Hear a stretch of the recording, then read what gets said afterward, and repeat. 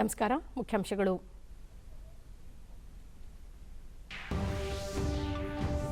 ರಾಜ್ಯ ಸಚಿವ ಸಂಪುಟ ಸಭೆ ಡಿಸೆಂಬರ್ 7ರಿಂದ 15ರವರೆಗೆ ವಿಧಾನಮಂಡಲ ಚಳಿಗಾಲದ ಅಧಿವೇಶನ. ಸಚಿವ ಮಾಧುಸ್ವಾಮಿ. ಮುಖ್ಯಮಂತ್ರಿ ಬಿಎಸ್ ಯಡಿಯೂರಪ್ಪ ದೆಹಲಿ ಪ್ರಯಾಣ. ಕೇಂದ್ರದ ನಾಯಕರೊಂದಿಗೆ ರಾಜ್ಯದ ಅಭಿವೃದ್ಧಿ ಯೋಜನೆ, ಸಂಪುಟ ವಿಸ್ತರಣೆ ಚರ್ಚೆ ಸಾಧ್ಯತೆ. ಅಮೆರಿಕ ನಿಯೋಜಿತ ಅಧ್ಯಕ್ಷ ಜೋ ಬೈಡನ್ ಪ್ರಧಾನಿ ನರೇಂದ್ರ ಮೋದಿ ಸಂಭಾಷಣೆ. ಕೋವಿಡ್-19 ನಿಗ್ರಹಕ್ಕೆ ಸೂಕ್ತ ಕಾರ್ಯತಂತ್ರ, ಪರಸ್ಪರ ಸಹಕಾರ ಕುರಿತು ಚರ್ಚೆ.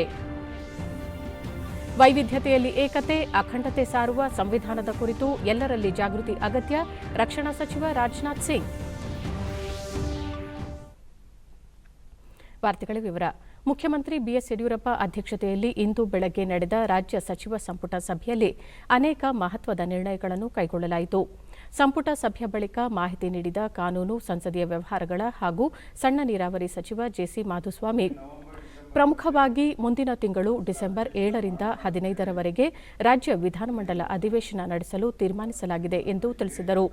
ಅಲ್ಲದೆ ರಾಜ್ಯದಲ್ಲಿ ಪರಿಶಿಷ್ಟ ಜಾತಿ ಮತ್ತು ಪಂಗಡ ಸಮುದಾಯಗಳಿಗೆ ಜನಸಂಖ್ಯೆ ಆಧಾರದ ಮೇಲೆ ಮೀಸಲಾತಿಯನ್ನು ಹೆಚ್ಚಿಸಬೇಕು ಎಂಬ ಬೇಡಿಕೆ ಕುರಿತು ಪರಿಶೀಲನೆ ನಡೆಸಲು ಸಂಪುಟ ಉಪಸಮಿತಿ ರಚಿಸಲು ನಿರ್ಧಾರ ಕೈಗೊಳ್ಳಲಾಯಿತು.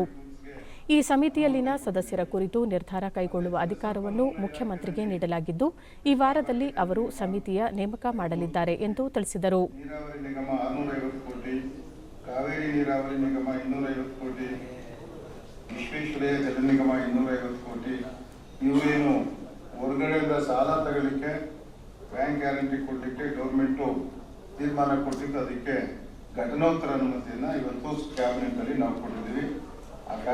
ಯಾವ ವಿಭಾಗಕ್ಕೆ ಯಾವ ರೀತಿಯ ಮೀಸಲಾತಿ ನೀಡಬಹುದು ಎಂದು ಈ ಸಮಿತಿ ಕೂಲಂಕುಷ ಪರಿಶೀಲನೆ ನಡೆಸಿ ಸರ್ಕಾರಕ್ಕೆ ವರದಿ ಸಲ್ಲಿಸಲಿದೆ. ಈ ವರದಿ ಆಧಾರದ ಮೇಲೆ ಸರ್ಕಾರ ನಿರ್ಧಾರ ತೆಗೆದುಕೊಳ್ಳಲಿದೆ ಎಂದು ಸಚಿವರು ಹೇಳಿದರು. ಕೃಷಿ ಸೇವೆಗಳ ನೇಮಕಾತಿಗೆ ಸಹ ಅನುಮೋದನೆ ನೀಡಲಾಗಿದೆ ಮತ್ತು ಜಲಸಂಪನ್ಮೂಲ ಇಲಾಖೆಯಲ್ಲಿ ಕೃಷ್ಣಾ ಭಾಗ್ಯ ಜಲ ನಿಗಮಕ್ಕೆ 500 ಕೋಟಿ ರೂಪಾಯಿ, ನೀರಾವರಿ ನಿಗಮಕ್ಕೆ 650 ಕೋಟಿ ರೂಪಾಯಿ, ಕಾವೇರಿ ನೀರಾವರಿ ನಿಗಮಕ್ಕೆ 250 ಕೋಟಿ ರೂಪಾಯಿ, ವಿಶ್ವೇಶ್ವರ ಜಲ ನಿಗಮಕ್ಕೆ 250 ಕೋಟಿ ರೂಪಾಯಿ ನೀಡಲಾಗುತ್ತಿದ್ದು, ಹೊರಗಿನಿಂದ ಸಾಲ ಪಡೆಯಲು ಮತ್ತು ಬ್ಯಾಂಕ್ ಖಾತ್ರಿ ನೀಡಲು ಸರ್ಕಾರ ತೀರ್ಮಾನ ಕೈಗೊಂಡಿರುವುದಕ್ಕೆ ಸಂಬಂಧಿಸಿದಂತೆ ಅದಕ್ಕೆ ಘಟನೋತ್ತರ ಅನುಮತಿಯನ್ನು ಸಭೆಯಲ್ಲಿ ನೀಡಲಾಗಿದೆ ಎಂದು ತಿಳಿಸಿದರು. ವಿಜಯನಗರವನ್ನು ಜಿಲ್ಲೆಯಾಗಿ ಘೋಷಿಸಲು ಸಚಿವ ಸಂಪುಟ ಸಭೆಯಲ್ಲಿ ಅನೌಪಚಾರಿಕವಾಗಿ ಒಪ್ಪಿಗೆ ನೀಡಲಾಗಿದ್ದು, ಮುಂಬರುವ ಸಭೆಯಲ್ಲಿ ಈ ಕುರಿತು ವಿವರಣೆ ನೀಡಲಾಗುವುದು ಎಂದು ತಿಳಿಸಿದ ಮಾಧುಸ್ವಾಮಿ, ಮರಾಠ ಸಮುದಾಯ ಅಭಿವೃದ್ಧಿ ನಿಗಮಕ್ಕೂ ಒಪ್ಪಿಗೆ ಸೂಚಿಸಲಾಗಿದೆ. ಅಲ್ಲದೆ ಪ್ರವಾಹ ಬಾಧಿತ ಜಿಲ್ಲೆಗಳಿಗೆ 1,000 ಕೋಟಿ ರೂಪಾಯಿ ಪರಿಹಾರ ನೀಡಲು ಸಚಿವ ಸಂಪುಟ ಸಭೆ ಒಪ್ಪಿಗೆ ಸೂಚಿಸಿದೆ ಎಂದು ಹೇಳಿದರು. ಇವತ್ತು ಪರಿಶಿಷ್ಟ ಜಾತಿ ಮತ್ತು ಪರಿಶಿಷ್ಟ ಪಂಗಡದವರಿಗೆ ಸೇರಿರುವ ಮೀಸಲಾತಿನ ಇದನ್ನೇನಾದರೂ ಹೆಚ್ಚು ಮಾಡಬೇಕಾದ್ರ ಬಗ್ಗೆ ಚರ್ಚೆ ಮಾಡಲಿಕ್ಕೆ ಒಂದು ಕ್ಯಾಬಿನೆಟ್ ಉಪಸಮಿತಿನ ನೇಮಕ ಮಾಡಬೇಕು ಅಂತೇಳಿ ಡಿಸಿಷನ್ ತಗೊಂಡಿದ್ದೀವಿ. ಆ ಕ್ಯಾಬಿನೆಟ್ ಉಪಸಮಿತಿನಲ್ಲಿ ಯಾರು ಇರಬೇಕು ಅನ್ನೋದನ್ನ ಸನ್ಮಾನ್ಯ ಮುಖ್ಯಮಂತ್ರಿ ಅವರಿಗೆ ಅಧಿಕಾರ ಕೊಟ್ಟಿದ್ದೀವಿ. ಅವರು ಈ ವಾರದಲ್ಲಿ ಆ ಉಪಸಮಿತಿನ ಅನೌನ್ಸ್ ಮಾಡ್ತಾರೆ. ಈ ಉಪಸಮಿತಿ ದೀರ್ಘವಾಗಿ ಪರಿಶೀಲನೆ ಮಾಡಿ ಯಾವ್ಯಾವ ಕೆಟಗರಿಗೆ ರಿಸರ್ವೇಷನ್ ಅಲ್ಲಿ ಎನ್ಹಾನ್ಸ್ಮೆಂಟ್ ಕೊಡಬೇಕು ಅಂತೇಳಿ ಚರ್ಚೆ ಮಾಡಿ ಸರ್ಕಾರಕ್ಕೆ ನಾವು ಶಿಫಾರಸು ಕೊಡಬೇಕಾಗಿದೆ. ಆದಷ್ಟು ಬೇಗ ಕೊಡುವಂಥ ಸ್ಥಿತಿನ ನಿರ್ಮಾಣ ಮಾಡ್ತೀವಿ. ಈ ಕಾರ್ಯದಿಂದ ರಾಮವರ ಪ್ರಯತ್ನ ಬಹಳ ಇದೆ. ಅವರೊಂದು ಮಾತು ನಿಮ್ಗೆ ಆಮೇಲೆ ಮಾತಾಡ್ತಾರೆ ಅಂತ ಹೇಳಿ, ಆಮೇಲೆ ಈ ವರ್ಷ ರಜೆಗಳೇನು ಸಾರ್ವತ್ರಿಕ ರಜೆಗಳಿದೆ ಆ ರಜೆಗಳಿಗೆ ಅನುಮೋದನೆ ಕೊಟ್ಟಿದ್ದೀವಿ. ಹಾಗೇನೆ ನಾವಿವತ್ತು ಅನೌಪಚಾರಿಕವಾಗಿ ಮಾತಾಡಿ ವಿಜಯನಗರ ಜಿಲ್ಲೆ ಮಾಡಬೇಕು ಅಂತೇಳಿ ತೀರ್ಮಾನ ಮಾಡಿದ್ದೇವೆ. ಅದಕ್ಕೆ ಸಂಬಂಧಪಟ್ಟ ಎಲ್ಲ ಮಾಹಿತಿನ ನಾವು ಮುಂದಿನ ಕ್ಯಾಬಿನೆಟ್ ಆದ್ಮೇಲೆ ವಿವರವಾಗಿ ಕೊಡ್ತೀವಿ. ತಾತ್ವಿಕವಾಗಿ ವಿಜಯನಗರ ಜಿಲ್ಲೆನ ಮಾಡಲಿಕ್ಕೆ ನಾವು ಇವತ್ತು ಸಚಿವ ಸಂಪುಟ ಅನುಮೋದನೆಯನ್ನ ಕೊಟ್ಟಿದ್ದೀವಿ. ನಾನು ನಮ್ಮ ಸಚಿವ ಸಂಪುಟದ ಇದೇ ಸಂದರ್ಭದಲ್ಲಿ ವಿಜಯನಗರ ಶಾಸಕ ಆನಂದ್ ಸಿಂಗ್, ವಿಜಯನಗರವನ್ನು ಜಿಲ್ಲೆಯಾಗಿ ಘೋಷಿಸುವುದು ಬಹುದಿನಗಳ ಬೇಡಿಕೆಯಾಗಿದೆ. ಮುಖ್ಯಮಂತ್ರಿ ಬಿಎಸ್ ಯಡಿಯೂರಪ್ಪ ನೇತೃತ್ವದ ರಾಜ್ಯ ಸಚಿವ ಸಂಪುಟ ಸಭೆ ಇದಕ್ಕೆ ಒಪ್ಪಿಗೆ ನೀಡಿರುವುದು ಸ್ವಾಗತಾರ್ಹ. ಅದಕ್ಕಾಗಿ ಬಳ್ಳಾರಿ ಪಶ್ಚಿಮ ಭಾಗದ ತಾಲೂಕುಗಳ ಪರವಾಗಿ ಮತ್ತು ಹೋರಾಟಗಾರರ ಪರವಾಗಿ ಬಿಎಸ್ ಯಡಿಯೂರಪ್ಪ ಅವರಿಗೆ ಹಾಗೂ ಸಂಪುಟದ ಸಹೋದ್ಯೋಗಿಗಳಿಗೆ ಅಭಿನಂದನೆ ಸಲ್ಲಿಸುತ್ತೇನೆ. ವಿಜಯನಗರದ ವೈಭವ ಸಾರಲು ಹಂಪಿಯನ್ನು ಪ್ರತಿಷ್ಠೆಯ ಕ್ಷೇತ್ರವಾಗಿಸುವ ಈ ಭಾಗದ ಜನರ ಬಹುದಿನಗಳ ಕನಸು ನನಸಾದಂತಾಗಿದೆ ಎಂದು ಹೇಳಿದರು. ಶ್ರೀ ಬಿಎಸ್ ಯಡಿಯೂರಪ್ಪ ಸಾಹೇಬರು ಈ ಇತಿಹಾಸದ ಪುಟದಲ್ಲಿ ಸೇರುವಂತ ಕೆಲಸ ಇವತ್ತು ಮಾಡಿದ್ದಾರೆ. ಅದರಲ್ಲಿ ಯಾವುದೇ ಯಾರನ್ನು ನಾವು ನೋವು ಮಾಡದೆ ಎಲ್ಲರನ್ನು ವಿಶ್ವಾಸಕ್ಕೆ ತಗೊಂಡು ಇವತ್ತು ನಮ್ಮ ಸಚಿವ ಸಂಪುಟದಲ್ಲಿರ್ತಕ್ಕಂಥ ಎಲ್ಲಾ ಸಚಿವರು ಮತ್ತು ಮುಖ್ಯಮಂತ್ರಿಗಳು ಇವತ್ತು ಅದಕ್ಕಿಂತ ಹೆಚ್ಚಾಗಿ ನಮ್ಮ ಜಿಲ್ಲೆಯ ಹಿರಿಯ ನಾಯಕರು ಎಲ್ಲರಿಗೂ ಬೇರೆ ಬೇರೆ ಶಾಸಕರ ಜೊತೆನೂ ಚರ್ಚೆ ಮಾಡಿ ಈ ಒಂದು ತೀರ್ಮಾನ ತಗೊಂಡಿದ್ವಿ. ಇವತ್ತು ಈ ಇತಿಹಾಸದ ಪುಟದಲ್ಲಿ ಸೇರುವಂತ ಕೆಲಸಕ್ಕೆ ನಾವು ಪಶ್ಚಿಮ ಭಾಗದ ತಾಲೂಕಿನ ಎಲ್ಲಾ ಜನರು ಸ್ವಾಗತವನ್ನ ಮಾಡಿ ಅವರಿಗೆ ನಾವು ಧನ್ಯವಾದಗಳನ್ನ ಅರ್ಪಿಸ್ತೇವೆ. ಏನು ನಾಗಮೋಹನ್ ದಾಸರು ಸಮಾಜ ಕಲ್ಯಾಣ ಖಾತೆ ಸಚಿವ ಬಿ ಶ್ರೀರಾಮುಲು ಜನಸಂಖ್ಯೆ ಆಧಾರದ ಪರಿಶಿಷ್ಟ ಜಾತಿ ಮತ್ತು ಪಂಗಡಕ್ಕೆ ಮೀಸಲಾತಿ ಹೆಚ್ಚಿಸುವ ಸಂಬಂಧ ಬಹುದಿನಗಳ ಬೇಡಿಕೆಗೆ ಸ್ಪಂದಿಸಲಾಗಿದ್ದು ಈ ಕುರಿತು ಪರಿಶೀಲನೆಗೆ ಸಂಪುಟ ಉಪಸಮಿತಿ ರಚಿಸಲು ನಿರ್ಧಾರ ತೆಗೆದುಕೊಳ್ಳಲಾಗಿದೆ. ನಾಗಮೋಹನ್ ದಾಸ್ ವರದಿಯನ್ವಯ ರಚನೆಗೊಂಡಿರುವ ಈ ಸಮಿತಿ ವರದಿ ಆಧರಿಸಿ ಮೀಸಲು ಹೆಚ್ಚಳ ಬಗ್ಗೆ ನಿರ್ಧರಿಸಲಾಗುತ್ತದೆ ಎಂದರು. ಇದೇ ವೇಳೆ ಅವರು ವಿಜಯನಗರವನ್ನು ಜಿಲ್ಲೆಯನ್ನಾಗಿ ಮಾಡಲು ಸಂಪುಟ ಸಭೆಯಲ್ಲಿ ಒಪ್ಪಿಗೆ ನೀಡಿರುವುದು ಸಹ ಸ್ವಾಗತಾರ್ಹವಾಗಿದೆ ಎಂದು ಹೇಳಿದರು. ಅದಕ್ಕೋಸ್ಕರವಾಗಿ ಇವತ್ತು ಕ್ಯಾಬಿನೆಟ್ ಉಪಸಮಿತಿ ಮಾಡಿ ಸಬ್ ಕಮಿಟಿ ಮಾಡಿ ಇವತ್ತು ಒಂದು ತೀರ್ಮಾನ ಅಂದ್ರೆ ಅದು ಉಪಸಮಿತಿಗೆ ಬಿಟ್ಟುಕೊಟ್ಟಿದೆ. ನಂತರ ದಿನಗಳಲ್ಲಿ ನಾಗಮೋಹನ್ ದಾಸ್ ಕೊಟ್ಟಂತ ವರದಿ ಎಲ್ಲ ಚರ್ಚೆ ಮಾಡಿ ಒಂದು ಅಂತಿಮವಾದಂತ ತೀರ್ಮಾನಕ್ಕೆ ನಮ್ಮ ಸರ್ಕಾರ ನಮ್ಮ ಯಡಿಯೂರಪ್ಪರು ತಗೊಂತಾರ. ಬಳ್ಳಾರಿ ಜಿಲ್ಲೆಯ ಬಗ್ಗೆ ಅನೇಕ ಗೊಂದಲಗಳಿದ್ದು ಆ ಗೊಂದಲಗಳೆಲ್ಲ ಕೂಡ ಎಲ್ಲ ಶಾಸಕರು ಹೋರಾಟಗಾರರು ಎಲ್ಲ ಕೂಡ ಸೇರಿ ಬಹುದಿನಗಳ ಬೇಡಿಕೆ ನಮ್ಮ ಜಿಲ್ಲೆ ಇವತ್ತು ಏನು ವಿಜಯನಗರ ಜಿಲ್ಲೆ ಆಗಬೇಕು. ಜೊತೆಲಿ ಅಲ್ಲಿ ಇದ್ದಂತ ಒಂದು ಇತಿಹಾಸ ಬಹಳಷ್ಟು ಉದ್ದವಾದಂತ ಬಹಳಷ್ಟು ಒಂದು ಐತಿಹಾಸಿಕ ಇತಿಹಾಸ ಇರೋ ಕಾರಣ ನಮ್ಮ ಆನಂದ್ ಸಿಂಗ್ ಅವರು ನಮ್ಮೆಲ್ಲರ ಪ್ರಯತ್ನದಿಂದ ಇವತ್ತು ವಿಜಯನಗರ ಕ್ಷೇತ್ರಕ್ಕೆ ಇವತ್ತು ಅಂದ್ರೆ ಇನ್ಫಾರ್ಮಲಿ ಅದು ಚರ್ಚೆ ಆಗಿದೆ. ನಂತರ ನಮ್ಮ ಮುಖ್ಯಮಂತ್ರಿಗಳು ಮತ್ತು ನಮ್ಮ ಸರ್ಕಾರ ಅಂತಿಮವಾದಂತಹ ತೀರ್ಮಾನ. ಮುಖ್ಯಮಂತ್ರಿ ಬಿಎಸ್ ಯಡಿಯೂರಪ್ಪ ಇಂದು ಬೆಳಗ್ಗೆ ದೆಹಲಿಗೆ ಪ್ರಯಾಣ ಬೆಳೆಸಿದರು. ಹಲವಾರು ಕೇಂದ್ರ ಸಚಿವರನ್ನು ಭೇಟಿಯಾಗಲಿರುವ ಅವರು ರಾಜ್ಯದ ಅಭಿವೃದ್ಧಿ ಯೋಜನೆಗಳಿಗೆ ಅಗತ್ಯವಿರುವ ಅನುದಾನ ಬಿಡುಗಡೆ ಸಂಬಂಧ ಚರ್ಚೆ ನಡೆಸಲಿದ್ದಾರೆ. ಅಲ್ಲದೆ ರಾಜ್ಯ ಸಚಿವ ಸಂಪುಟ ವಿಸ್ತರಣೆ ಅಥವಾ ಪುನಾರಚನೆ ಕುರಿತಂತೆಯೂ ಸಹ ಮುಖ್ಯಮಂತ್ರಿ ಅವರು ಬಿಜೆಪಿ ಅಧ್ಯಕ್ಷ ಜೆಪಿ ನಡ್ಡಾ ಹಾಗೂ ಗೃಹ ಸಚಿವ ಅಮಿತ್ ಶಾ ಅವರೊಂದಿಗೆ ಸಮಾಲೋಚನೆ ನಡೆಸುವ ಸಾಧ್ಯತೆಯಿದೆ. ರಾಜ್ಯದಲ್ಲಿ ನಡೆದ 2 ವಿಧಾನಸಭಾ ಕ್ಷೇತ್ರಗಳ ಉಪಚುನಾವಣೆ ಫಲಿತಾಂಶದ ನಂತರ ಮುಖ್ಯಮಂತ್ರಿಯವರು ಇದೇ ಮೊದಲ ಬಾರಿಗೆ ದೆಹಲಿಗೆ ಭೇಟಿ ನೀಡುತ್ತಿದ್ದಾರೆ.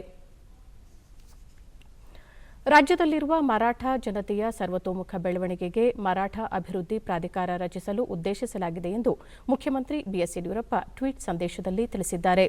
ಪ್ರಾಧಿಕಾರದ ರಚನೆಗೂ ಮರಾಠಿ ಭಾಷೆಗೂ ಯಾವುದೇ ರೀತಿಯ ಸಂಬಂಧ ಇಲ್ಲ ಎಂದು ಅವರು ಸ್ಪಷ್ಟಪಡಿಸಿದ್ದಾರೆ. ತಲತಲಾಂತರಗಳಿಂದ ಕರ್ನಾಟಕದಲ್ಲಿಯೇ ವಾಸವಾಗಿರುವ ಮರಾಠ ಸಮುದಾಯದ ಸಾಮಾಜಿಕ ಆರ್ಥಿಕ ಅಭಿವೃದ್ಧಿಯಾಗಬೇಕು ಎನ್ನುವ ಆಶಯದಿಂದ ಪ್ರಾಧಿಕಾರವನ್ನು ಸ್ಥಾಪಿಸಲು ನಿರ್ಧರಿಸಲಾಗಿದೆ ಎಂದು ಮುಖ್ಯಮಂತ್ರಿ ಹೇಳಿದ್ದಾರೆ. ಅಮೆರಿಕದ ನಿಯೋಜಿತ ಅಧ್ಯಕ್ಷ ಜೋ ಬೈಡನ್ ಅವರೊಂದಿಗೆ ಪ್ರಧಾನಿ ನರೇಂದ್ರ ಮೋದಿ ನಿನ್ನೆ ದೂರವಾಣಿ ಮೂಲಕ ಮಾತುಕತೆ ನಡೆಸಿ ಉಭಯ ದೇಶಗಳಿಗೆ ಸಂಬಂಧಿಸಿದ ಅನೇಕ ಪ್ರಮುಖ ವಿಷಯಗಳ ಕುರಿತು ಚರ್ಚೆ ನಡೆಸಿದರು. ಪ್ರಥಮವಾಗಿ ಅಧ್ಯಕ್ಷರಾಗಿ ಆಯ್ಕೆಯಾಗಿರುವ ಹಿನ್ನೆಲೆಯಲ್ಲಿ ಜೋ ಬೈಡನ್ ಹಾಗೂ ಉಪಾಧ್ಯಕ್ಷರಾಗಿ ಆಯ್ಕೆಯಾದ ಕಮಲಾ ಹ್ಯಾರಿಸ್ ಅವರಿಗೆ ಪ್ರಧಾನಿ ಅವರು ಶುಭಾಶಯ ಕೋರಿದರು. ಉಭಯ ನಾಯಕರು ದೂರವಾಣಿ ಸಂಭಾಷಣೆಯಲ್ಲಿ ಭಾರತ ಮತ್ತು ಅಮೆರಿಕ ಕಾರ್ಯತಂತ್ರ ಪಾಲುದಾರಿಕೆಯನ್ನು ಇನ್ನಷ್ಟು ಉತ್ತಮ ರೀತಿಯಲ್ಲಿ ವಿಸ್ತರಿಸುವುದು ಸೇರಿದಂತೆ ಆ ಬಗೆಗಿನ ಬದ್ಧತೆಯನ್ನು ಪುನರುಚ್ಚರಿಸಿದರು.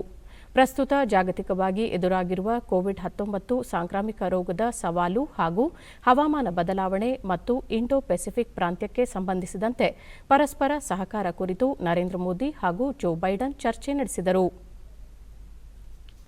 ಉಭಯ ನಾಯಕರ ನಡುವಿನ ಮಾತುಕತೆ ಕುರಿತು ವಿವರ ನೀಡಿದ ಅಮೆರಿಕದಲ್ಲಿನ ಭಾರತದ ರಾಯಭಾರಿ ತರನ್ಜಿತ್ ಸಿಂಗ್ ಸಂಧು ಭಾರತ ಮತ್ತು ಅಮೆರಿಕ ದೇಶಗಳ ಪರಸ್ಪರ ಹಿತಾಸಕ್ತಿಗೆ ಸಂಬಂಧಿಸಿದ ಪ್ರಮುಖ ವಿಷಯಗಳ ಕುರಿತು ಉಭಯ ನಾಯಕರು ಚರ್ಚಿಸಿ ತಮ್ಮ ಬದ್ಧತೆಯನ್ನು ವ್ಯಕ್ತಪಡಿಸಿದರು ಎಂದು ಹೇಳಿದರು.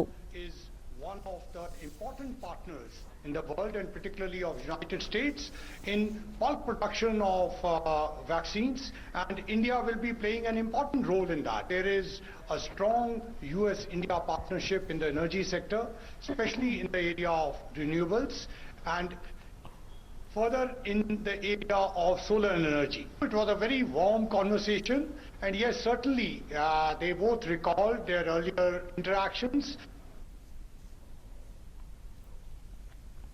ಬೆಂಗಳೂರಿನಲ್ಲಿ ಕೋವಿಡ್-19 ಮರಣ ಪ್ರಮಾಣ ಶೇಕಡ 1.1ರಷ್ಟಿದ್ದು ದೇಶದ ಇತರ ಮಹಾನಗರಗಳಿಗೆ ಹೋಲಿಸಿದರೆ ಅತ್ಯಂತ ಕನಿಷ್ಠವಾಗಿದೆ ಎಂದು ವೈದ್ಯಕೀಯ ಶಿಕ್ಷಣ ಸಚಿವ ಡಾ ಕೆ ಸುಧಾಕರ್ ಹೇಳಿದ್ದಾರೆ. ಈ ಕುರಿತು ಟ್ವೀಟ್ ಮಾಡಿರುವ ಅವರು, ಬೆಂಗಳೂರಿನಲ್ಲಿ ಈವರೆಗೆ 3,36,880 ಸೋಂಕಿತರು ಗುಣಮುಖರಾಗಿದ್ದು 17,707 ಸಕ್ರಿಯ ಪ್ರಕರಣಗಳಿವೆ. ನಗರದ ಚೇತರಿಕೆಯ ಪ್ರಮಾಣ ಶೇಕಡ 93.94ರಷ್ಟಿದ್ದರೆ ಸಕ್ರಿಯ ಪ್ರಮಾಣ ಶೇಕಡ 4.93ರಷ್ಟಿದೆ ಎಂದು ತಿಳಿಸಿದ್ದಾರೆ. ದೇಶದ ಇತರ ಮಹಾನಗರಗಳಾದ ಅಹಮದಾಬಾದ್ ಮತ್ತು ಮುಂಬೈನಲ್ಲಿ ಕ್ರಮವಾಗಿ ಶೇಕಡ 4 ಮತ್ತು 3.1ರಷ್ಟು ಮರಣ ಪ್ರಮಾಣವಿದ್ದರೆ ಕೋಲ್ಕತಾ, ಸೂರತ್, ಪುಣೆಯಲ್ಲಿ ಶೇಕಡ 2ಕ್ಕಿಂತಲೂ ಅಧಿಕವಾಗಿದೆ. ಕಳೆದ 24 ಗಂಟೆಗಳಲ್ಲಿ 38,617 ಕೊರೋನಾ ಸೋಂಕು ಪ್ರಕರಣಗಳು ಪತ್ತೆಯಾಗಿದ್ದು, ಒಟ್ಟು ಸೋಂಕಿತರ ಸಂಖ್ಯೆ 89,12,908ಕ್ಕೆ ಏರಿಕೆಯಾಗಿದೆ. ದೇಶದಲ್ಲಿ ಕೊರೋನಾ ಸೋಂಕಿತರ ಚೇತರಿಕೆಯ ಪ್ರಮಾಣದಲ್ಲಿ ಏರಿಕೆಯಾಗುತ್ತಿದೆ.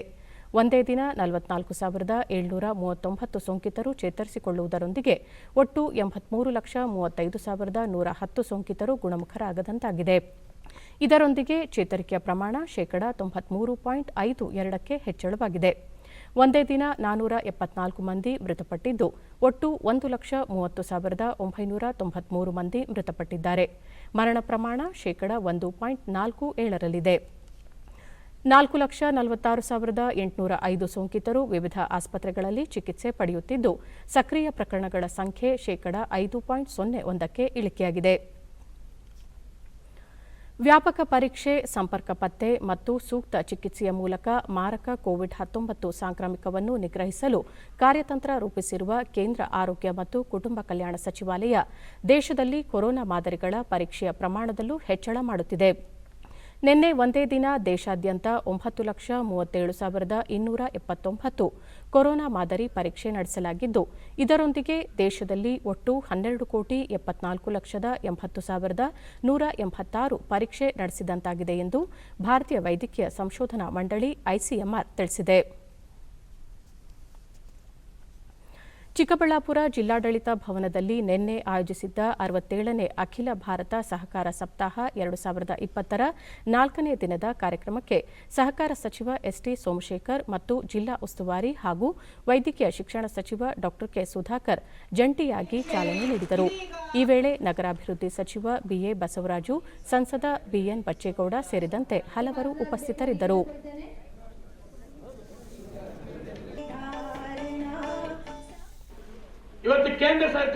ಬಳಿಕ ಸಚಿವ ಎಸ್ಟಿ ಸೋಮಶೇಖರ್ ಸಹಕಾರ ಕ್ಷೇತ್ರದಲ್ಲಿ ಕರ್ನಾಟಕವನ್ನು ರಾಷ್ಟ್ರದಲ್ಲಿಯೇ ಮೊದಲ ಸ್ಥಾನಕ್ಕೇರಿಸುವ ನಿಟ್ಟಿನಲ್ಲಿ ಈಗಾಗಲೇ ಹಲವು ಉಪಕ್ರಮಗಳನ್ನು ಕೈಗೊಂಡಿದ್ದೇವೆ.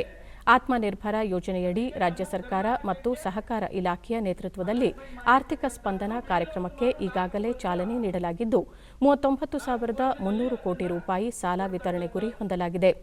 ಆರ್ಥಿಕ ಸ್ಪಂದನ ಕಾರ್ಯಕ್ರಮದಡಿ ಬೆಂಗಳೂರು, ಮೈಸೂರು, ಕಲಬುರಗಿ ಮತ್ತು ಬೆಳಗಾವಿ ವಿಭಾಗಗಳಲ್ಲಿ ಸಾಲ ವಿತರಿಸಲಾಗುತ್ತಿದೆ ಎಂದು ಹೇಳಿದರು. ಸಂಘಗಳಿದೆ ಅದನ್ನು ಆಲ್ರೆಡಿ ಇವಾಗ ನಾವು ಕೇಂದ್ರ ಸರ್ಕಾರಕ್ಕೆ ಆ ಪಾಲನೆ ಬರಬೇಕಂತಕ್ಕಂಥದ್ದು ಏನಿದೆ ಅದನ್ನ ಈಗ ಆಲ್ರೆಡಿ ಕೇಂದ್ರ ಸರ್ಕಾರಕ್ಕೆ ನಾವು ಸಬ್ಮಿಟ್ ಮಾಡಿದ್ದೇವೆ. ಏನು ಆತ್ಮನಿರ್ಭರ ಭಾರತದ ಎಲ್ಲ ಜಿಲ್ಲೆಗಳಿಗೆ 20 ಲಕ್ಷ ಕೋಟಿ ಅನುದಾನವನ್ನ ಏನು ವರ್ಷ 4 ವರ್ಷಕ್ಕೆ ಘೋಷಣೆಯನ್ನು ಮಾಡಿದ್ದಾರೆ ಪ್ರಧಾನಮಂತ್ರಿಗಳು. ಅದರಲ್ಲಿ ಕರ್ನಾಟಕ ಮೊದಲನೇದು. ಕಾರಣ ಈಗ ಆಲ್ರೆಡಿ ಅದಕ್ಕೆ ಏನ್ ಪ್ಲಾನ್ ಮಾಡಬೇಕು, ಕೇಂದ್ರ ಸರ್ಕಾರದಿಂದ ಹಣವನ್ನ ಪಡಿತಕ್ಕಂಥದ್ದಕ್ಕೆ ಸುಮಾರು 600 ಕೋಟಿ ಕ್ಲೈಮ್ ಮಾಡಿದ್ದಾರೆ ಕರ್ನಾಟಕ. ಅದರಿಂದ ಭಾರತ ದೇಶದಲ್ಲಿ ಆತ್ಮನಿರ್ಭರ ಪ್ರಧಾನಮಂತ್ರಿಗಳ ಕಾರ್ಯಕ್ರಮವನ್ನ ಮೊಟ್ಟ ಮೊದಲ ಬಾರಿಗೆ ಕರ್ನಾಟಕದವರು ಇಂಪ್ಲಿಮೆಂಟ್ ಮಾಡಿದ್ದಾರೆ. ಹಾಗಾಗಿ ಡಾ ಕೆ ಸುಧಾಕರ್ ಒಟ್ಟು ಜನಸಂಖ್ಯೆಯಲ್ಲಿ ಸುಮಾರು 2 ಕೋಟಿಗೂ ಅಧಿಕ ಜನರು ಸಹಕಾರ ಕ್ಷೇತ್ರದಲ್ಲಿ ತೊಡಗಿಸಿಕೊಂಡಿರುವುದು ಹೆಮ್ಮೆಯ ವಿಚಾರ ಎಂದರು. 16 ವಿಷಯಗಳಲ್ಲಿ ರೈತರ ಬಗ್ಗೆ ಕಾಳಜಿಯನ್ನ ಇಟ್ಕೊಂಡು ಸರ್ಕಾರ ಕೆಲಸ ಮಾಡ್ತಾ ಇದೆ. ಇವತ್ತು ರೈತನಿಗೆ ಬೇಕಾಗಿರೋದೇ ಭೂಮಿ, ನೀರು. ಅವೆರಡೂ ಇಲ್ದಿರ ಇದ್ರೆ ರೈತನನ್ನ ನೀವು ಯಾವ ರೀತಿಯಲ್ಲೂ ಕೂಡ ಬದುಕಿಸ್ಲಿಕ್ಕೆ ಆಗಲ್ಲ. ಇವತ್ತು ನಮ್ಮ ಭಾಗದ ಚಿಕ್ಕಬಳ್ಳಾಪುರ, ಕೋಲಾರ ಇಲ್ಲಿ ಕೂಡ ಎತ್ತಿನ ಹೊಳೆ ನೀರನ್ನು ಆ ಯೋಜನೆಯ ಮೂಲಕ ಸಮರ್ಪಕವಾಗಿ ಈ ಭಾಗದ ಪ್ರತಿಯೊಂದು ಕೆರೆಯನ್ನ ನೀರು ತುಂಬಿಸಿದಾಗ ಅವತ್ತು ರೈತರ ಬದುಕು ಹಸಿನಾಗ್ತದೆ ಈ ಭಾಗಗಳಲ್ಲಿ ಅಂತ ನಾನು ನಂಬಿದ್ದೀನಿ. ಕೋಲಾರದಲ್ಲಿ ಜಿಲ್ಲಾಡಳಿತ ಮತ್ತು ಜಿಲ್ಲಾ ಪಂಚಾಯಿತಿ ವತಿಯಿಂದ ಏರ್ಪಡಿಸಿದ್ದ ನೂತನ ಕಟ್ಟಡ ಉದ್ಘಾಟನಾ ಸಮಾರಂಭ ಮತ್ತು ಆತ್ಮ ಯೋಜನೆಯಡಿ ರೈತರಿಗೆ ತರಬೇತಿ ಕಾರ್ಯಕ್ರಮಕ್ಕೆ ಕೃಷಿ ಸಚಿವ ಬಿಸಿ ಪಾಟೀಲ್ ನಿನ್ನೆ ಚಾಲನೆ ನೀಡಿದರು.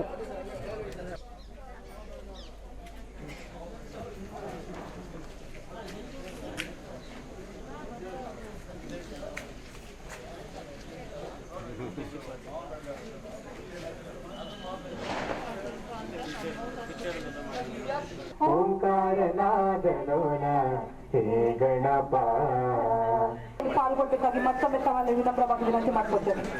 ನೋಡಿ ಅಲ್ಲಿ ಒಂದು ಸ್ವಲ್ಪ ಕಳಿಸ್ಕೊಡಿ ನಮ್ಮವ್ರಿಗೆ. ನಿಂತಿರುವಂತಹ ಎಲ್ಲ ರೈತ ಬಂಧುಗಳು, ರೈತ ಮಹಿಳೆಯರು ಬಳಿಕ ಸಚಿವರು ಕೋವಿಡ್-19 ಸಂದರ್ಭದಲ್ಲಿ ಸಾಕಷ್ಟು ಯುವಕರು ಪಟ್ಟಣ ತೊರೆದು ಹಳ್ಳಿಯತ್ತ ಮುಖ ಮಾಡಿದ್ದಾರೆ. ಇಂತಹವರು ಕೃಷಿಯಲ್ಲಿ ತೊಡಗಿಸಿಕೊಳ್ಳಲು ಹಲವು ಯೋಜನೆಗಳನ್ನು ರೂಪಿಸಲಾಗುತ್ತಿದೆ. ಜಿಲ್ಲೆಯ ರೈತರು ವಿವಿಧ ಬಗೆಯ ತರಕಾರಿಗಳನ್ನು ಬೆಳೆಯುವ ಮೂಲಕ ರಾಜ್ಯಕ್ಕೆ ಮಾದರಿಯಾಗಿದ್ದಾರೆ ಎಂದು ಶ್ಲಾಘಿಸಿದರು. ಸರ್ಕಾರ ನಮ್ಮ ಜೊತೆಗಿದೆ. ಸರ್ಕಾರ ರೈತನ ಮನೆ ಬಾಗಿಲಿಗೆ ಬಂದಿದೆ. ನಾನು ಅಷ್ಟು ಕೆಲಸ ಮಾಡಿ ತೋರಿಸ್ತೇನೆ ಅಂತ ಹೇಳಿದ್ರೆ ಉಳಿದಂಥವ್ರು ಇವತ್ತೇನು ಯುವಕರು ಬಹುತೇಕ ಈ ಕೋವಿಡ್ ಆದಂತಹ ಸಂದರ್ಭದಲ್ಲಿ ಎಲ್ಲ ಪಟ್ಟಣಗಳನ್ನು ಬಿಟ್ಟು ಹಳ್ಳಿಗೆ ಬಂದಿದ್ದಾರೆ. ಆ ಯುವಕರನ್ನ ತಾವು ಕೃಷಿಯಲ್ಲಿ ತೊಡಗಿಸಿಕೊಳ್ಳೋ ರೀತಿ ಮಾಡಬೇಕು, ರೈತರಲ್ಲಿ ಆತ್ಮಾಭಿಮಾನವನ್ನ ಸ್ವಾಭಿಮಾನವನ್ನ ತುಂಬಬೇಕು ಅನ್ನೋಂಥ ಉದ್ದೇಶದಿಂದ ಇವತ್ತು ನಾವು ರೈತರೊಂದಿಗೆ ಒಂದು ದಿನ ಅಂತ ಬೆಳಗಿಂದ ಸಾಯಂಕಾಲದವರೆಗೂ ಆ ಗ್ರಾಮದಲ್ಲಿದ್ದು ಗ್ರಾಮದ ಪ್ರಗತಿಪರ ರೈತರು ಅವರ ಕಷ್ಟ ನಷ್ಟಗಳನ್ನ, ಅವರ ನೋವುಗಳನ್ನು, ನಲಿಗೆಗಳನ್ನ ಹಂಚಿಕೊಂಡು ಅದರ ಬಗ್ಗೆ ಸಮಗ್ರವಾಗಿ ಕರ್ನಾಟಕದ ಒಂದು ವರದಿಯನ್ನ ಕೊಡಬೇಕು ಅನ್ನೋ ಉದ್ದೇಶದಲ್ಲಿ ನಾವು ಈ ಕಾರ್ಯಕ್ರಮವನ್ನು ಇವತ್ತು ಪ್ರಾರಂಭ ಮಾಡಿದ್ದೀವಿ. ಸಂಸದ ಎಸ್ ಮುನಿಸ್ವಾಮಿ ನೀರಿನ ಅಭಾವದ ನಡುವೆಯೂ ಜಿಲ್ಲೆಯ ರೈತರು ತೋಟಗಾರಿಕಾ ಬೆಳೆಗಳನ್ನು ಬೆಳೆಯುವುದರಲ್ಲಿ ಮುಂಚೂಣಿಯಲ್ಲಿದ್ದಾರೆ ಎಂದರು. ಕರೆಂಟ್ ಬಂದಾಗ ಹೋಗಿ ಮೋಟರ್ ಆನ್ ಮಾಡಿ ಬಂದಂತ ನೀರುಗಳನ್ನ ನಮ್ಮೇನು ಸರ್ಕಾರ ಕೃಷಿ ಹೊಂಡಗಳನ್ನ ಯೋಜನೆಯನ್ನ ತಂದು ಆ ಯೋಜನೆಗಳಲ್ಲಿ ಟಾರ್ಪಾಲಗಳೇನು ಕೃಷಿ ಇಲಾಖೆಯಿಂದ ಕೊಟ್ಟರು ಅದರಲ್ಲಿ ಶೇಖರಣೆ ಮಾಡಿ ಹನಿ ನೀರು, ತುಂತುರು ನೀರು ಇದನ್ನ ಬಳಸಿ ಇಡೀ ದೇಶದಲ್ಲೇ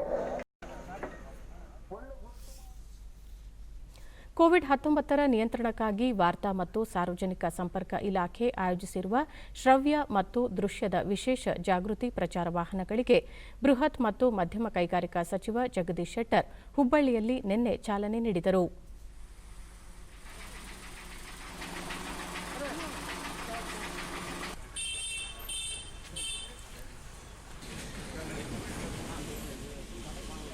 ಉಸಿರಾಟದ ಕಾಯಿಲೆ, ಜ್ವರ, ಕೆಮ್ಮು ಅಥವಾ ಉಸಿರಾಟದ ತೊಂದರೆಯೊಂದಿಗೆ ಆಸ್ಪತ್ರೆಗೆ ದಾಖಲಾದ ಎಲ್ಲಾ ರೋಗಿಗಳು ನೇರ ಅಥವಾ ಹೆಚ್ಚಿನ ಸಂಪರ್ಕವನ್ನು ಹೊಂದಿದ ಯಾರೇ ಆದರೂ ಕೋವಿಡ್ನ ಬಳಿಕ ಅವರು ಕೊರೋನಾ ಸೋಂಕು ತಡೆಗಟ್ಟಲು ಕೈಗೊಳ್ಳಬೇಕಾದ ಸುರಕ್ಷತಾ ಹಾಗೂ ಮುಂಜಾಗ್ರತಾ ಕ್ರಮಗಳ ಕುರಿತು ಗ್ರಾಮೀಣ ಭಾಗದ ಜನರಲ್ಲಿ ಅರಿವು ಮೂಡಿಸಲು ವಿಶೇಷ ಪ್ರಚಾರ ಕಾರ್ಯ ಕೈಗೊಳ್ಳಲಾಗಿದೆ. ಜಿಲ್ಲೆಯ 180 ಹಳ್ಳಿಗಳಿಗೆ ಆಧುನಿಕ ತಂತ್ರಜ್ಞಾನ ಉಳ್ಳ ಎಲ್ಇಡಿ ಪರದೆಯ 2 ವಾಹನಗಳು ಸಂಚರಿಸಿ ಸ್ಥಳೀಯರಲ್ಲಿ ಕೋವಿಡ್ ಕುರಿತು ಜಾಗೃತಿ ಮೂಡಿಸಲಿವೆ ಎಂದು ವಿವರಿಸಿದರು. ಎಚ್ಚರ ವಹಿಸುವಂಥದ್ದು, ಜಾಗೃತಿ ಮೂಡಿಸುವಂಥದ್ದು, ಜನಮಾನಸದಲ್ಲಿ ಅದರ ಬಗ್ಗೆ ಹೆಚ್ಚಿನ ರೀತಿ ವಿಚಾರಗಳನ್ನು ತಿಳಿಸುವಂಥ ಕೆಲಸವನ್ನು ಇವತ್ತು ಎಲ್ಇಡಿ ಈ ಸ್ಪೀಡ್ ಮುಖಾಂತರ ಪ್ರಚಾರ ಮಾಡುವಂಥದ್ದು, ಜನರಲ್ಲಿ ಜಾಗೃತಿ ಮಾಡುವಂಥ ಕೆಲಸಕ್ಕೆ 2 ವ್ಯಾನ್ಗಳ ಮುಖಾಂತರ ಇವತ್ತು ಚಾಲನೆ ಕೊಟ್ಟಿದ್ದೇವೆ. 180 ಗ್ರಾಮಗಳಿಗೆ, ಧಾರವಾಡ ಜಿಲ್ಲೆಯ 180 ಗ್ರಾಮಗಳಿಗೆ ಇದು ಪ್ರತಿಯೊಂದು ಗ್ರಾಮಕ್ಕೂ ಹೋಗ್ತಾರೆ.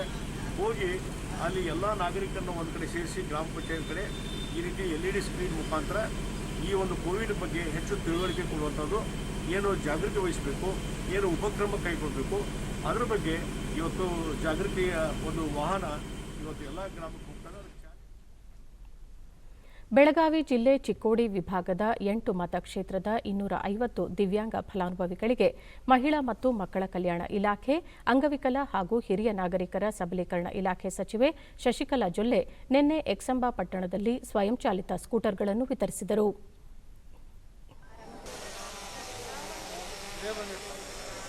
ಕುಮಾರ್ ಅಬಾನಿ, ರಾವಸಾಹೇಬ್ ರವಿ ಒಂದು ವಿನಂತಿ, ದಯವಿಟ್ಟು ಎಲ್ಲರೂ ವೇದಿಕೆ ಮುಂದುಗಡೆ ಬರೇ ನನ್ನ ಬೆಳಗಾವಿ ಜಿಲ್ಲೆ. ನಂತರ ಅವರು ಅಂಗವಿಕಲರಿಗೆ ಅನುಕಂಪ ಬದಲಾಗಿ ಅವರ ಬಗ್ಗೆ ಕಾಳಜಿ ವಹಿಸಿ ಧೈರ್ಯ ತುಂಬುವ ಕೆಲಸವಾಗಬೇಕು. ರಾಜ್ಯದಲ್ಲಿರುವ ದಿವ್ಯಾಂಗರಿಗೆ ಉದ್ಯೋಗ ಲಭಿಸಲು ವಿಶೇಷ ಯೋಜನೆ ರೂಪಿಸಲಾಗುತ್ತಿದೆ. ಜೊತೆಗೆ ಸರ್ಕಾರದಿಂದ ಸಾಲ ನೀಡುವ ಯೋಜನೆ ಬಗ್ಗೆಯೂ ಚಿಂತಿಸಲಾಗುತ್ತಿದೆ ಎಂದು ತಿಳಿಸಿದರು. ರಾಜ್ಯದಲ್ಲಿ ದೃಷ್ಟಿಹೀನ ಮಕ್ಕಳು ಬ್ರೈಲ್ ಲಿಪಿ ಮೂಲಕ ಕಲಿಕೆಯೊಂದಿಗೆ ವಿಶೇಷ ಸಾಧನೆ ಮಾಡುತ್ತಿದ್ದು, ಸುಮಾರು 450 ಅಂಧ ಮಕ್ಕಳಿಗೆ ಟಾಕಿಂಗ್ ಲ್ಯಾಪ್ಟಾಪ್ ನೀಡಲು ಇಲಾಖೆ ಚಿಂತನೆ ನಡೆಸುತ್ತಿದೆ ಎಂದು ಹೇಳಿದ ಸಚಿವರು, ಇಲಾಖೆ ವತಿಯಿಂದ ಅಂಗನವಾಡಿ ಕಾರ್ಯಕರ್ತರಿಗೆ ಗೌರವಧನ ನೀಡುವುದರ ಜೊತೆಗೆ ಸಣ್ಣ ಉದ್ಯೋಗಕ್ಕಾಗಿ ಮಹಿಳೆಯರಿಗೆ ಆರ್ಥಿಕ ನೆರವಿನ ಮೂಲಕ ಉತ್ತೇಜನ ನೀಡಲಾಗುತ್ತಿದೆ.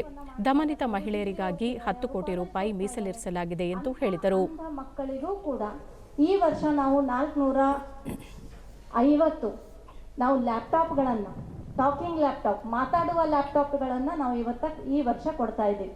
ಆ ರೀತಿಯಲ್ಲಿ ನಮ್ಮ ಮಹಿಳಾ ಅಭಿವೃದ್ಧಿ ನಿಗಮದ ವತಿಯಿಂದ ಈಗಾಗಲೇ ದುರ್ಯೋಧನ ಅನ್ನೋರು ಹೇಳಿದ ರೀತಿಯಲ್ಲಿ ಹೆಣ್ಮಕ್ಳಿಗೂ ಕೂಡ ಒಂದು ಸಾಲಗಳು ಕೊಡಬೇಕು ಅನ್ನುವಂಥದ್ದು, ಅದು ಕೂಡ ನಮ್ಮ ಇಲಾಖೆಯಲ್ಲಿ ನಾವು.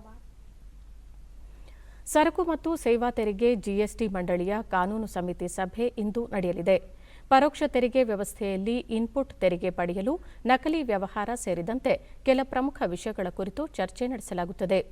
ಜಿಎಸ್ಟಿ ನೋಂದಣಿ ಪ್ರಕ್ರಿಯೆಯನ್ನು ಮತ್ತಷ್ಟು ಬಿಗಿಗೊಳಿಸುವುದು ಹಾಗೂ ಜಿಎಸ್ಟಿ ಕಾಯ್ದೆಯಲ್ಲಿ ಅಗತ್ಯ ಕಾನೂನು ತಿದ್ದುಪಡಿ ತರುವುದು ಸೇರಿದಂತೆ ಇನ್ನಿತರೆ ಕ್ರಮಗಳ ಕುರಿತು ಸಮಾಲೋಚನೆ ನಡೆಸಲಾಗುತ್ತದೆ. ಜಿಎಸ್ಟಿ ಗುಪ್ತಚರ ಪ್ರಧಾನ ನಿರ್ದೇಶನಾಲಯ ದೇಶಾದ್ಯಂತ ಕಳೆದ 4 ದಿನಗಳಲ್ಲಿ ವಂಚನೆ ಪ್ರಕರಣಗಳಿಗೆ ಸಂಬಂಧಿಸಿದಂತೆ 2 ವೃತ್ತಿಪರರು ಸೇರಿದಂತೆ ಒಟ್ಟು 25 ಮಂದಿಯನ್ನು ಬಂಧಿಸಿದೆ. ಜಿಎಸ್ಟಿ ಪ್ರಕ್ರಿಯೆಯಲ್ಲಿ ಕಾನೂನು ಬಿಗಿಗೊಳಿಸುವುದು ಅಗತ್ಯವಾಗಿರುವ ಹಿನ್ನೆಲೆಯಲ್ಲಿ ಈ ಸಭೆ ಮಹತ್ವ ಪಡೆದುಕೊಂಡಿದೆ.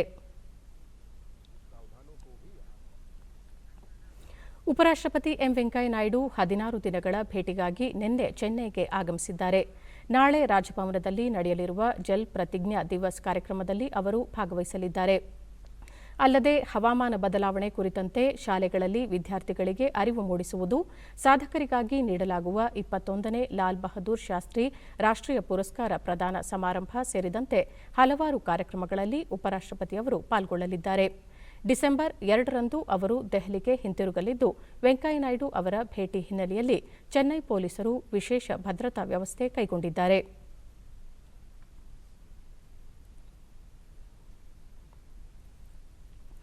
ತ್ವರಿತ ಪ್ರತಿಕ್ರಿಯೆಯ ಭೂ ಮೇಲ್ಮೈನಿಂದ ನಭಕ್ಕೆ ಚಿಮ್ಮುವ QRSAM ಕ್ಷಿಪಣಿಯ 2ನೇ ಪರೀಕ್ಷೆ ಯಶಸ್ವಿಯಾಗಿದೆ. ಒಡಿಶಾದ ಚಂಡೀಪುರ್ ಕರಾವಳಿಯಲ್ಲಿರುವ ಸಮಗ್ರ ಪರೀಕ್ಷಾ ವ್ಯಾಪ್ತಿ ಕೇಂದ್ರದಿಂದ ನಿನ್ನೆ ಕ್ಷಿಪಣಿಯ ಯಶಸ್ವಿ ಪ್ರಯೋಗ ನಡೆಸಲಾಗಿದೆ. ಇದೇ ತಿಂಗಳ 13ರಂದು ಮೊದಲ ಪ್ರಯೋಗ ನಡೆಸಲಾಗಿದ್ದು, ಈ ಬಾರಿ ಬನ್ಶಿ ಎನ್ನುವ ಮಾನವರಹಿತ ಜೆಟ್ ಕ್ಷಿಪಣಿಯನ್ನು QRSAM ಆಕಾಶದಲ್ಲಿ ಹೊಡೆದುರುಳಿಸಿತು. 30 ಕಿಲೋಮೀಟರ್ ವ್ಯಾಪ್ತಿಯಲ್ಲಿರುವ ಶತ್ರು ರಾಷ್ಟ್ರಗಳ ಯುದ್ಧ ವಿಮಾನ, ಡ್ರೋನ್ ಹೊಡೆದುರುಳಿಸುವ ಸಾಮರ್ಥ್ಯ ಈ ಕ್ಷಿಪಣಿಗಿದೆ. ಯಶಸ್ವಿ ಪರೀಕ್ಷೆಯ ನಂತರ ರಕ್ಷಣಾ ಸಂಶೋಧನೆ ಮತ್ತು ಅಭಿವೃದ್ಧಿ ಸಂಸ್ಥೆ DRDOವನ್ನು ರಕ್ಷಣಾ ಸಚಿವ ರಾಜನಾಥ್ ಸಿಂಗ್ ಅಭಿನಂದಿಸಿದರು. ಸಚಿವರು ಮೊದಲ ಪರೀಕ್ಷೆಯಲ್ಲಿ ರೆಡಾರ್ ಹಾಗೂ ಕ್ಷಿಪಣಿಯ ಸಾಮರ್ಥ್ಯವನ್ನು DRDO ಪ್ರದರ್ಶಿಸಿತ್ತು. ಇದೀಗ 2ನೇ ಪರೀಕ್ಷೆಯು ಕ್ಷಿಪಣಿಯ ಸಿಡಿತಲೆ ಹಾಗೂ ಗುರಿಯನ್ನು ಗುರುತಿಸುವ ಸಾಮರ್ಥ್ಯವನ್ನು ಪ್ರದರ್ಶಿಸಿದೆ ಎಂದಿದ್ದಾರೆ. ಭಾರತದ ಪವಿತ್ರ ಸಂವಿಧಾನ ಇರುವುದು ಕೇವಲ ಸರ್ಕಾರ ಮತ್ತು ಅಧಿಕಾರಿಗಳಿಗೆ ಮಾತ್ರವಲ್ಲ, ಅದರಿಂದ ಸರ್ಕಾರವಷ್ಟೇ ಅಲ್ಲ, ಎಲ್ಲರ ಜೀವನ ಸಾಗುತ್ತಿದೆ, ಮಿಗಿಲಾಗಿ ದೇಶ ನಡೆಯುತ್ತಿದೆ ಎಂಬ ಅಂಶವನ್ನು ಸಾರ್ವಜನಿಕರಿಗೆ ತಿಳಿಯಪಡಿಸಬೇಕಿದೆ ಎಂದು ರಕ್ಷಣಾ ಸಚಿವ ರಾಜನಾಥ್ ಸಿಂಗ್ ಹೇಳಿದ್ದಾರೆ. ರಾಷ್ಟ್ರೀಯ ಸಂವಿಧಾನ ದಿನದ ಪೂರ್ವಭಾವಿಯಾಗಿ ಯೂತ್ ಕ್ಲಬ್ ಚಟುವಟಿಕೆಗೆ ಚಾಲನೆ ನೀಡಿದ ಅವರು, ನಮ್ಮ ಸಂವಿಧಾನ ನಮಗೆ ವೈವಿಧ್ಯತೆಯಲ್ಲಿ ಏಕತೆ, ಅಖಂಡತೆಯ ನೀತಿಯೊಂದಿಗೆ ಒಂದಾಗಿರಿ ಮತ್ತು ಉದಾರದತ್ತಗಿರಿ ಎಂಬುದನ್ನು ಕಲ್ಪಿಸುತ್ತದೆ ಎಂದರು. ಸಂವಿಧಾನ ಸ್ವಾತಂತ್ರ್ಯ, ಸಮಾನತೆ, ಸಾಮಾಜಿಕ ಸಹಿಷ್ಣುತೆ, ಸದ್ಭಾವನೆಯ ಪಾಠ ಹೇಳುತ್ತದೆ ಎಂದ ಅವರು, ಸಂವಿಧಾನದ ಬಗ್ಗೆ ಜಾಗೃತಿ ಮೂಡಿಸುವುದು ಅಂದರೆ ಅದರಲ್ಲಿ ಎಷ್ಟು ಭಾಗಗಳಿವೆ, ಎಷ್ಟು ವಿಧಿಗಳಿವೆ ಎಂಬ ಅಂಶಗಳನ್ನು ಮಾತ್ರ ನೆನಪಿಸುವುದಲ್ಲ, ನಾಗರಿಕರ ಜವಾಬ್ದಾರಿ, ಹಕ್ಕುಗಳ ಬಗ್ಗೆ ತಿಳಿಸಿ ವ್ಯಾವಹಾರಿಕ ರೂಪದಲ್ಲಿ ಇದರ ಬಗ್ಗೆ ಜಾಗೃತಿ ಮೂಡಿಸುವಂತಾಗಬೇಕು ಎಂದರು. ಸಂವಿಧಾನವನ್ನು ಅಂಗೀಕರಿಸಿದ ನವೆಂಬರ್ 26ರಂದು ಪ್ರತಿ ವರ್ಷ ಸಂವಿಧಾನ ದಿನ ಆಚರಿಸಲಾಗುತ್ತದೆ. 1950ರ ಜನವರಿ 26ರಿಂದ ಅದು ಜಾರಿಗೆ ಬಂದಿದೆ. यानी हम अपने आप में बहुत कुछ कह देता है और इस भावनाओं को हमें समझना और लोगों को समझाना भी है, यह हमारी जिम्मेदारी है. नए भारत के निर्माण में यह आवश्यक और बहुत ही एक महत्वपूर्ण कदम होगा. साथियों और मेरे प्यारे बच्चों, संविधान के प्रति लोगों को जागरूक करने का यह मतलब नहीं कि आप उन्हें संविधान के फैक्ट्स को याद कराएं. और यह सभी व्यवस्थाएं दरअसल हमारे कर्तव्यों के बारे में ही सचेत करने और सचेत रखने के लिए ही बनाई गई थी। साथियों, इसी तरह आप इतिहास उठाकर देख लें, हमारे जितने भी महापुरुष हुए, वह चाहे मर्यादा पुरुषोत्तम भगवान राम हो, कृष्ण हो, महात्मा बुद्ध हो, स्वामी विवेकानंद हो, महात्मा गांधी हो, डॉक्टर भीमराव अंबेडकर हो या फिर पंडित दीनदयाल जी उपाध्याय, वे सब इसलिए हमारे आदर्श नहीं हैं क्योंकि वह किसी खास कुल में जन्म लिया था उन्होंने, या बहुत वीर थे या बहुत बड़े ज्ञानी थे। ಭಾರತ ಮತ್ತು ಚೈನಾ ಗಡಿಯ ಲದ್ದಾಖ್ನಲ್ಲಿ ಸೈನಿಕರ ಮುಖಾಮುಖಿ ಕುರಿತಂತೆ ಕೆಲವು ಮಾಧ್ಯಮಗಳಲ್ಲಿ ಬಂದಿರುವ ಇತ್ತೀಚಿನ ವರದಿಗಳು ಸುಳ್ಳು ಎಂದು ಭಾರತ ಸರ್ಕಾರದ ವಾರ್ತಾ ಶಾಖೆ ಪಿಐಬಿ ಸ್ಪಷ್ಟಪಡಿಸಿದೆ. ಕೆಲವು ಅಂತಾರಾಷ್ಟ್ರೀಯ ಸುದ್ದಿ ಜಾಲತಾಣಗಳು ಭಾರತ ಚೈನಾ ಗಡಿಯ ಲದ್ದಾಖ್ ಸಂಘರ್ಷದ ಕುರಿತಂತೆ ದಾರಿ ತಪ್ಪಿಸುವಂತಹ ಶೀರ್ಷಿಕೆಯಡಿ ಆಧಾರರಹಿತ ಸುದ್ದಿಗಳನ್ನು ಪ್ರಕಟಿಸಿವೆ. ಇಂಥ ಯಾವುದೇ ಘಟನೆ ಸಂಭವಿಸಿಲ್ಲ ಎಂದು ಭಾರತೀಯ ಸೇನೆ ಸ್ಪಷ್ಟಪಡಿಸಿದೆ ಎಂದು ಪಿಐಬಿ ತಿಳಿಸಿದೆ. ಮಹಿಳೆಯರ ಸಬಲೀಕರಣದ ಅಖಿಲ ಭಾರತ ತಾಂತ್ರಿಕ ಶಿಕ್ಷಣ ಮಂಡಳಿಯ ನಾವೀನ್ಯ ಶಿಕ್ಷಣ ಕಾರ್ಯಕ್ರಮದಡಿ ಲೀಲಾವತಿ ಪ್ರಶಸ್ತಿ 2020ಕ್ಕೆ ಕೇಂದ್ರ ಶಿಕ್ಷಣ ಸಚಿವ ರಮೇಶ್ ಪೋಖ್ರಿಯಾಲ್ ನಿಶಾಂಕ್ ವರ್ಚುವಲ್ ಮಾಧ್ಯಮದ ಮೂಲಕ ಚಾಲನೆ ನೀಡಿದರು. ನಂತರ ಅವರು ಹೆಣ್ಣು ಮಕ್ಕಳಲ್ಲಿ ಆತ್ಮವಿಶ್ವಾಸ ತುಂಬಿ ಸ್ವಾಭಿಮಾನ ಮತ್ತು ಯಶಸ್ಸಿಗೆ ಗುಣಮಟ್ಟದ ಶಿಕ್ಷಣ ನೀಡುವ ಅಗತ್ಯವನ್ನು ಪ್ರತಿಪಾದಿಸಿದರು. ಮಹಿಳೆಯರ ಸಬಲೀಕರಣ ಸದಾ ಸರ್ಕಾರದ ಉನ್ನತ ಆದ್ಯತೆಯಾಗಿದೆ ಎಂದು ತಿಳಿಸಿದರು.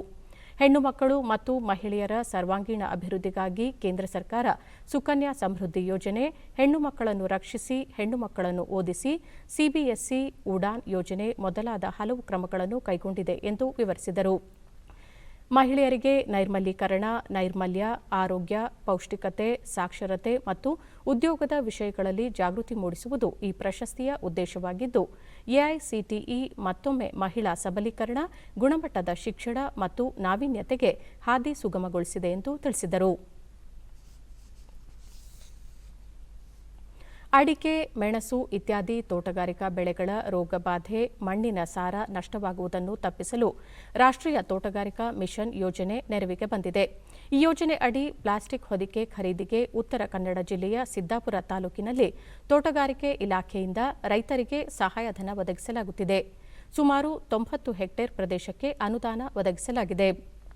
ಇದರಿಂದ ಅತಿ ಹೆಚ್ಚು ಮಳೆ ಬೀಳುವ ತೋಟಗಳಲ್ಲಿ ಮಣ್ಣಿನ ಬಸಿ ಕಾಲುವೆಗಳು ಕೊಚ್ಚಿ ಹೋಗುವ, ಮಣ್ಣಿನ ಸಾರ ನಷ್ಟವಾಗುವ, ನುಸಿ ಪೀಡೆ, ಕೊಳೆ ರೋಗಗಳು ಸಾಮಾನ್ಯವಾಗಿದ್ದವು. ಪ್ಲಾಸ್ಟಿಕ್ ಹೊದಿಕೆಯಿಂದಾಗಿ ಈ ಎಲ್ಲ ಸಮಸ್ಯೆಗಳಿಗೆ ಪರಿಹಾರ ದೊರೆತಿದೆ. ಸದ್ಯ ತೋಟಗಳಲ್ಲಿ ಪ್ಲಾಸ್ಟಿಕ್ ಹೊದಿಕೆ ಅಳವಡಿಸಿಕೊಳ್ಳುವ ರೈತರಿಗೆ ಒಟ್ಟು ವೆಚ್ಚದ 50% ಸಹಾಯಧನ ಒದಗಿಸಲಾಗುತ್ತಿದೆ. ಈ ವಿಧಾನದಿಂದ ರೈತರ ಬಹುಕಾಲದ ಸಮಸ್ಯೆಗಳಿಗೆ ಮುಕ್ತಿ ದೊರೆತಂತಾಗಿದೆ.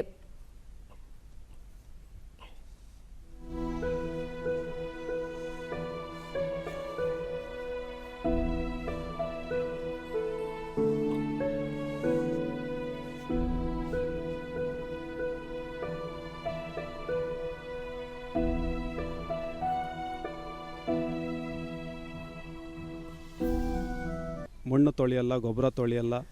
ಡಿಡಿ ನ್ಯೂಸ್ನೊಂದಿಗೆ ರೈತ ಹರ್ಷವರ್ಧನ್ ಹೆಗಡೆ, ಪ್ಲಾಸ್ಟಿಕ್ ಹೊದಿಕೆಯಿಂದ ಗೊಬ್ಬರ, ಮಣ್ಣು ಬಸಿದು ಹೋಗುವ ಸಮಸ್ಯೆಗಳು ತಪ್ಪಿದೆ. ಅಲ್ಲದೆ ಕೊಳೆ ರೋಗದ ಪ್ರಮಾಣ 80% ಕಡಿಮೆಯಾಗಿದೆ ಎಂದು ತಿಳಿಸಿದರು. ಗೊಬ್ಬರ ಅಂತೂ ತೊಳೆಯೋದೇ ಇಲ್ಲ, ಮಣ್ಣಂತೂ ತೊಳೆಯೋದೇ ಇಲ್ಲ. ಮತ್ತು ಕೊಳೆ ರೋಗವನ್ನು ನಾವು ಸುಮಾರು 80% ಅವಾಯ್ಡ್ ಮಾಡಿದ್ದೀವಿ. ಇದರಿಂದ ನಮಗೆ ಕೊಳೆ ರೋಗದ್ದೇ ದೊಡ್ಡ ಎಫೆಕ್ಟ್ ಆಗಿತ್ತು ಇಲ್ಲಿ ಮಳೆಗಾಲದಲ್ಲಿ. ಆದರೆ ಈ ಮಲ್ಚಿಂಗ್ ಇದರಿಂದ ನಮಗೆ ಒಂದು 80% ಅವಾಯ್ಡ್ ಆಗಿದೆ. ನಾನು ಗದ್ದೆಯಲ್ಲಿ ಮತ್ತೋರ್ವ ರೈತ ಅರುಣ್ ಹೆಗಡೆ, ಪ್ಲಾಸ್ಟಿಕ್ ಹೊದಿಕೆಯಿಂದ ಕಾಡು ಪ್ರಾಣಿಗಳ ಹಾವಳಿ ತಪ್ಪಿದೆ ಎಂದು ತಿಳಿಸಿದರು. ಬೇಸತ್ತು ಹೋಗ್ಬಿಟ್ಟಿದ್ದೆ. ನನಗೆ ತೋಟಗಾರಿಕಾ ಇಲಾಖೆಯವರಿಂದ ಇದೊಂದು ಮಾರ್ಗದರ್ಶನ ಸಿಕ್ಕಿ ನಾನು ಈ ಮಲ್ಚಿಂಗ್ ಶೀಟನ್ನು ಹಾಕಿದ ಮೇಲೆ ಹಂದಿ ಕಾಟ, ಬೇರುಳ ಮತ್ತು ಗಮಿಯ ಇವೆಲ್ಲ ಕಾಟದಿಂದ ಮುಕ್ತಿ ಕಂಡುಕೊಂಡಿದ್ದೇನೆ. ಮತ್ತು ಈ ತೋಟ ಮಾಡಲಿಕ್ಕೆ ನನಗೊಂಥರ ಹುಮ್ಮಸ್ಸು ಬಂದಿದೆ. ಪ್ಲಾಸ್ಟಿಕ್ ಹೊದಿಕೆ ಖರೀದಿಗೆ ಸಹಾಯ ತೋಟಗಾರಿಕಾ ಇಲಾಖೆ ಹಿರಿಯ ಸಹಾಯಕ ನಿರ್ದೇಶಕ ಎಚ್ಜಿ ಅರುಣ್ ತಾಲೂಕಿನಲ್ಲಿ 148 ರೈತರಿಗೆ 14 ಲಕ್ಷ ರೂಪಾಯಿಗೂ ಹೆಚ್ಚು ಸಹಾಯಧನ ಒದಗಿಸಲಾಗಿದೆ. ಇದರಿಂದಾಗಿ ಬಹಳ ಕಾಲದಿಂದ ಕಾಡುತ್ತಿದ್ದ ರೋಗಬಾಧೆ ಸಮಸ್ಯೆಗಳು ತಗ್ಗಿವೆ ಎಂದು ಮಾಹಿತಿ ನೀಡಿದರು. ಪಡೆದುಕೊಂಡಿದ್ದಾರೆ. ಸಿದ್ದಾಪುರ ತಾಲೂಕಿನಲ್ಲಿ ಹೆಚ್ಚಿನ ಮಳೆ ಬೀಳೋದ್ರಿಂದ ಮಣ್ಣು ಪೂರ್ತಿ ಬಸಿದು ಹೋಗ್ತದೆ ಹಾಗೆ ಬಸಿಗಾಲುವ ನಿರ್ವಹಣೆಗೂ ಅಡಿಕೆ ತೋಟದಲ್ಲಿ ಹೆಚ್ಚಿನ ದುಡ್ಡನ್ನು ಅವರು ಖರ್ಚು ಮಾಡಬೇಕಾಗ್ತದೆ. ಇದನ್ನೆಲ್ಲ ಖರ್ಚನ್ನು ಕಡಿಮೆ ಮಾಡಲಿಕ್ಕೆ ಪ್ಲಾಸ್ಟಿಕ್ ಹೊದಿಕೆ ನಿಯಂತ್ರಣ ವಿಶ್ವವ್ಯಾಪಿ ಆವರಿಸಿರುವ ಕೊರೋನಾ ಸಾಂಕ್ರಾಮಿಕ ರೋಗದ ಹಿನ್ನೆಲೆ ಭಾರತದಲ್ಲಿ ಮುಂದಿನ ವರ್ಷ ಆಯೋಜಿಸಲು ಉದ್ದೇಶಿಸಲಾಗಿದ್ದ 17 ವರ್ಷದೊಳಗಿನವರ ಮಹಿಳೆಯರ ಫಿಫಾ ವಿಶ್ವಕಪ್ ಫುಟ್ಬಾಲ್ ಟೂರ್ನಿಯನ್ನು ರದ್ದುಗೊಳಿಸಲಾಗಿದೆ. ಆದರೆ ದೇಶದಲ್ಲಿ 2022ರಲ್ಲಿ ಟೂರ್ನಿ ಆಯೋಜಿಸಲು ಫಿಫಾ ಅವಕಾಶ ನೀಡಿದೆ. ಪ್ರಪಂಚದಾದ್ಯಂತ ಕೋವಿಡ್-19ರಿಂದ ಉಂಟಾಗಿರುವ ಪರಿಸ್ಥಿತಿ ಅವಲೋಕಿಸಿದ ನಂತರ ಫಿಫಾ ಅಧಿಕಾರಿಗಳು ಈ ನಿರ್ಧಾರ ಕೈಗೊಂಡಿದ್ದಾರೆ. ಅಲ್ಲದೆ ಕೋಸ್ಟರಿಕಾದಲ್ಲಿ ನಡೆಯಲಿದ್ದ 20 ವರ್ಷದೊಳಗಿನವರ ವಿಶ್ವಕಪ್ ಟೂರ್ನಿಯನ್ನು ಸಹ ರದ್ದುಪಡಿಸಲಾಗಿದೆ. ಕೊನೆಯಲ್ಲಿ ಮತ್ತೊಮ್ಮೆ ಮುಖ್ಯಾಂಶಗಳು. ರಾಜ್ಯ ಸಚಿವ ಸಂಪುಟ ಸಭೆ ಡಿಸೆಂಬರ್ 7ರಿಂದ 15ರವರೆಗೆ ವಿಧಾನಮಂಡಲ ಚಳಿಗಾಲದ ಅಧಿವೇಶನ. ಸಚಿವ ಮಾಧುಸ್ವಾಮಿ. ಮುಖ್ಯಮಂತ್ರಿ ಬಿಎಸ್ ಯಡಿಯೂರಪ್ಪ ದೆಹಲಿ ಪ್ರಯಾಣ. ಕೇಂದ್ರದ ನಾಯಕರೊಂದಿಗೆ ರಾಜ್ಯದ ಅಭಿವೃದ್ಧಿ ಯೋಜನೆ ಸಂಪುಟ ವಿಸ್ತರಣೆ ಚರ್ಚೆ ಸಾಧ್ಯತೆ. ಅಮೆರಿಕ ನಿಯೋಜಿತ ಅಧ್ಯಕ್ಷ ಜೋ ಬೈಡನ್ ಪ್ರಧಾನಿ ನರೇಂದ್ರ ಮೋದಿ ಸಂಭಾಷಣೆ. ಕೋವಿಡ್-19 ನಿಗ್ರಹಕ್ಕೆ ಸೂಕ್ತ ಕಾರ್ಯತಂತ್ರ, ಪರಸ್ಪರ ಸಹಕಾರ ಕುರಿತು ಚರ್ಚೆ. ವೈವಿಧ್ಯತೆಯಲ್ಲಿ ಏಕತೆ, ಅಖಂಡತೆ ಸಾರುವ ಸಂವಿಧಾನದ ಕುರಿತು ಎಲ್ಲರಲ್ಲಿ ಜಾಗೃತಿ ಅಗತ್ಯ. ರಕ್ಷಣಾ ಸಚಿವ ರಾಜನಾಥ್ ಸಿಂಗ್. ನಮ್ಮ ವಾರ್ತಾ ಪ್ರಸಾರವನ್ನು ನೀವು ಡಿಡಿ ಚಂದನ ನ್ಯೂಸ್ ಯೂಟ್ಯೂಬ್ ಚಾನೆಲ್ನಲ್ಲೂ ವೀಕ್ಷಿಸಬಹುದು.